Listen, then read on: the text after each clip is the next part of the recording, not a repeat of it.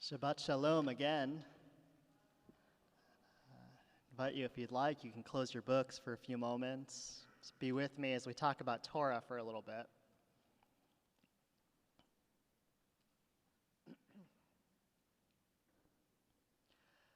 Last weekend was NSCI's annual Jeffrey Lasky Memorial Arts Weekend. For roughly 4 decades, NSCI's teens have gathered in Jeffrey's memory to explore Judaism and Jewish identity through artistic expression.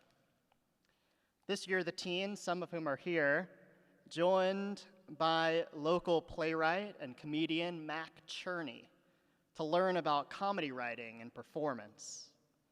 With Mac's help, the teens produced their own sketch comedy routine with thoughtfully developed characters, script, and message, all inspired by both the weekly Torah portion as well as the teens' own personal Jewish journeys. How serendipitous that the weekend began with Shabbat Lech Lecha, when we read of the tale of Abraham and Sarah's spiritual journey from Haran to the land of Canaan. It's also the very first occurrence of laughter in the Bible. At the end of Lech Lecha, we read of God's promise to Sarah that despite her age, she will become pregnant with a son. To which Torah tells us, Abraham fell flat on his face and laughed, thinking, can a child be born to a man of 100? Can 90-year-old Sarah bear a child? And in this week's Torah portion, we find out that Sarah reacted similarly to the news of her miraculous pregnancy. She also laughed. Sarah and Abraham's laughter is significant for many reasons, the least of which is that the child born to them is Yitzchak, or Isaac. Our forefather Isaac's name is derived from the verb litzchok, to laugh. The couple's reaction puzzled our sages of old. How dare Abraham and Sarah laugh at divine prophecy or mock the gift of parenthood that they had long prayed for? In defense of our esteemed ancestors, many of our commentators offered excuses to explain away what they perceived to be an inappropriate reaction to God's news. As the great Rashi spins it, Sarah did not laugh to herself, but about herself. Just a bit of self-deprecation, given her age. One 13th century commentator understood Sarah's laughter to be in her heart and her mind. So she laughed silently and internally, he taught, which is apparently more acceptable and appropriate than a loud laughter. A third rabbi suggested it was more of a scoff than a laugh. But this rabbi, I wonder why it's not okay for Abraham and Sarah's reaction to just be laughter. What's so wrong with laughing? As our Lasky artist Mac Cherney taught our teens last weekend, in comedy, laughter is one way that audiences show admiration and gratitude for what a performer does on stage. It's a reply in the dialogue between performers and their audience. And we like to laugh.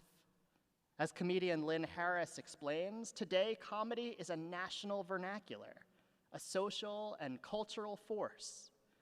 We communicate in memes. We look to late night to process the news. Good comedy challenges us, connects us, it activates and affirms. When you make people laugh, she says, you make people listen. The rabbis of our Talmud agree.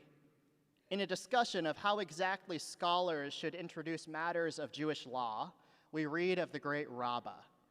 Before he began teaching halakha, or Jewish law, to the sages, he would say something humorous, and the sages would be cheered, thus readying them for their lesson. But more than just preparing their minds for learning, as Rashi also comments on this Talmudic story, their hearts were opened because of their joy.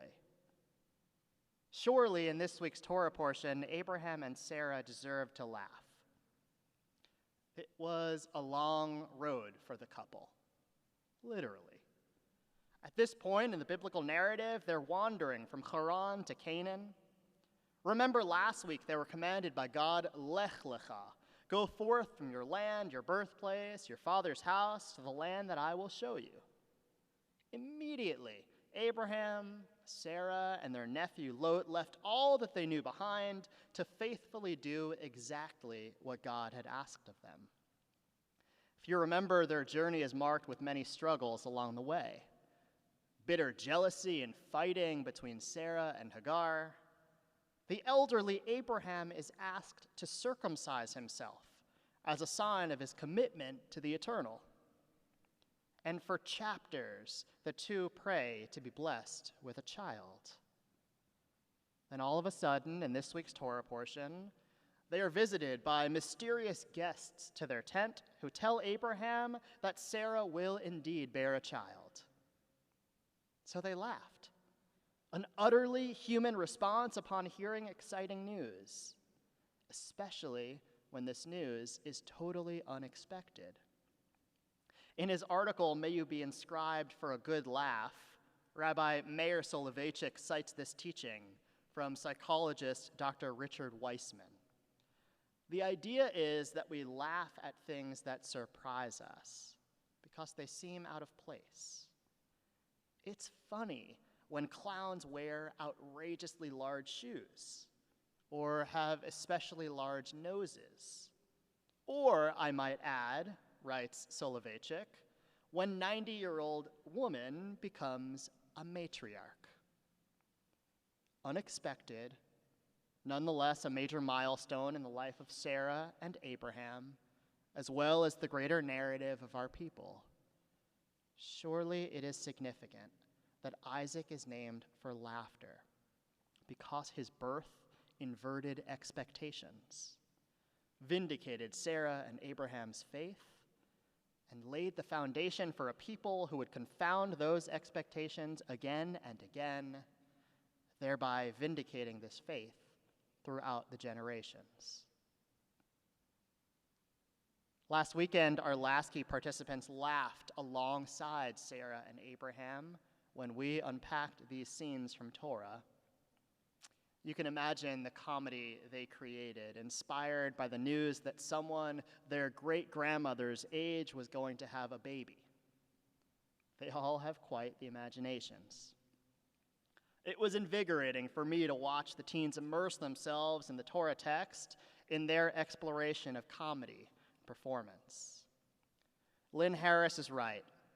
When you make people laugh, you make them listen, which is no simple task when those people are teenagers and what they're listening to is the weekly Torah portion, an ancient Jewish story that, thanks to the Jeffrey Lasky Memorial Arts Weekend, comes alive each year for the teens in an incredible way as they explore Torah and Jewish identity through the arts, gleaning valuable lessons for their own personal Jewish journeys.